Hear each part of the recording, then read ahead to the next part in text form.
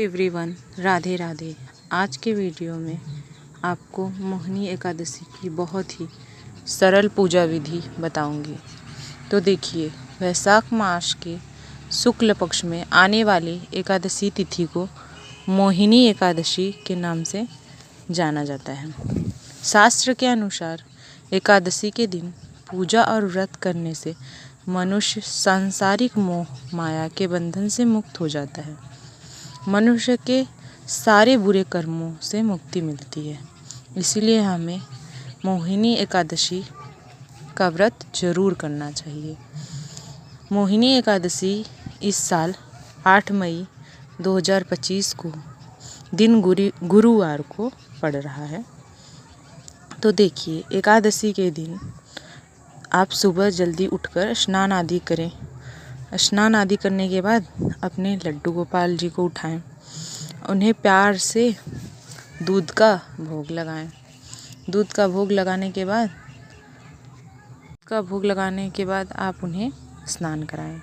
स्नान कराने के लिए आप एक थाली ले लें, उसमें स्वास्तिक बना लें। स्वास्तिक बनाने के बाद आप या फिर फूल डाल लें, एक तुलसी का पत्र रख लें, फिर उस पे लड्डू गोपाल जी को विराजमान करें और दूध पंचामृत से स्नान कराएं। पहले जल से, फिर पंचामृत से। इस दिन आप ज़रूर कोशिश करें कि पंचामृत से उनको स्नान कराएं, क्योंकि एकादशी के दिन पंचामृत से स्नान कराना बहुत ही महत्वपूर्ण होता है, बहुत ही शुभ माना गया है। आप देख रहे हैं कि यहाँ हम अपने लड्डू गोपाल जी को पंचामृत से स्नान करा दिए हैं। स्नान कराने के बाद जो जल है, आप इसे प्रसाद स्वरूप ग्रहण कर सकते हैं, नहीं तो किसी स्वच्छ पेड़ या पौधे में आप डाल दीजिए। अब हम एक चौकी लगा लेंगे, पीले रंग का वस्त्र बिछा देंगे उस पे, और तिल का आसन लगा के पहले गणेश जी को विराजमान करेंगे, फिर अपने लड्डू गोपाल जी को या श्री हरि भगवान विष्णु जी को विराजमान करेंगे। इस दिन आप मोहिनी एकादशी है तो अपने लड्डू गोपाल जी को मोहिनी का स्वरूप दे सकते हैं। जैसा कि आप देख रहे हैं, मोहिनी स्वरूप में श्रृंगार किए हैं अपने लड्डू गोपाल जी का।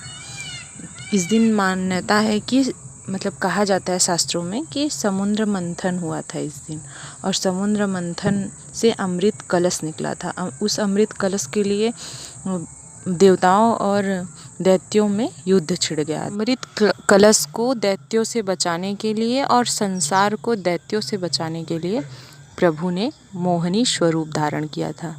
तो इस दिन आप अपने लड्डू गोपाल जी को मोहिनी बना सकते हैं, मोहिनी स्वरूप में श्रृंगार कर सकते हैं।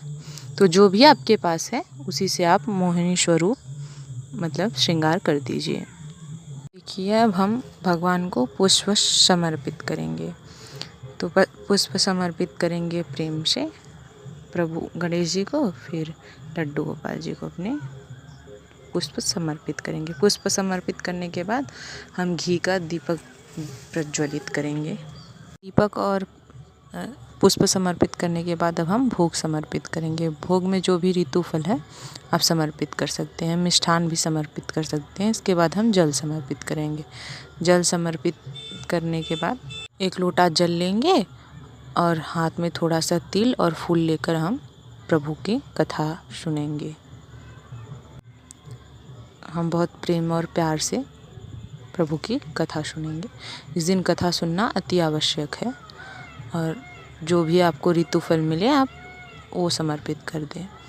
कथा सुनने के बाद हम जो हाथ में तिल और पुष्प लिए थे उसे थोड़ा थोड़ा करके प्रभु के ऊपर समर्पित कर देंगे और थोड़ा सा लोटे के जल में डाल देंगे। फिर इसके बाद हम धूप दीप दिखा के प्रेम पूर्वक प्रभु की आरती करेंगे। बहुत ही प्रेम पूर्वक हम प्रभु की आरती करेंगे। पहले गणेश जी की आरती, फिर हम लड्डू गोपाल जी की आरती करेंगे। तो आपको जो भी आरती आती है वो गा के आप यहाँ आरती कर सकते हैं। आरती करने के बाद हम हाथ जोड़कर प्रभु से पूजा में रही कमियों के लिए क्षमा प्रार्थना करेंगे। क्षमा प्रार्थना करने के बाद आप ये जो लोटे का जल है उसे सूर्य नारायण भगवान जी को अर्घ दे देंगे। अर्घ देने के बाद आप जो भी फल प्रसाद मतलब भोग लगा है उसे आप अपने पूरे परिवार में बांट देंगे। इससे बहुत शुभ होगा, परिवार के लिए अच्छा होगा। तो आप भोग को सभी परिवार में वितरण कर दें। प्रसाद स्वरूप आप भी फल का भोग लगा सकते हैं। तो ये रही मोहिनी एकादशी की संपूर्ण पूजा विधि। तो आप अगले दिन कुछ मीठा खाकर व्रत का पारण कर सकते हैं। तो वीडियो अच्छी लगे तो लाइक और सब्सक्राइब कर दें। जय श्री कृष्ण, राधे राधे।